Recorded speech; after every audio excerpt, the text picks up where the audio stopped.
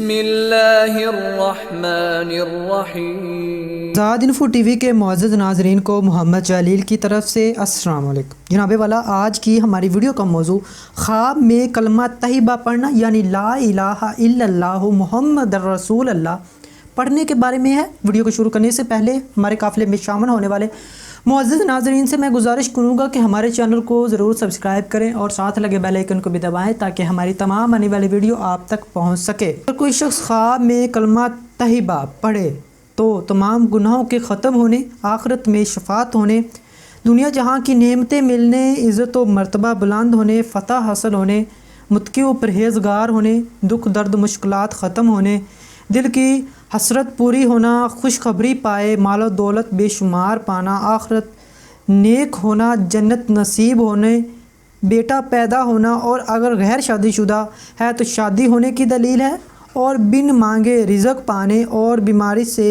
شفا کی نشانی ہے۔ اگر کوئی شخص خواب میں کسی ڈر یا خوف کے وقت کلمہ طیبہ پڑھے تو امن و امان نصیب ہونے، تمام حاجتیں پوری ہونے اور خیر و برکت پانے، خوشخبری ملنے اور رنج و غم دور ہونے کی نشانی ہے۔ اگر کوئی شخص خواب میں کسی حادثے کے وقت کلمہ طیبہ پڑھے تو مشکلات اور دکھ درد ختم ہونے، دلی مراد پوری ہونے، راحت پانے اور رزق میں اضافہ ہونے کی نشانی ہے۔ امید کرتا ہوں کہ آپ کو ہماری آج کی ویڈیو اچھی لگی۔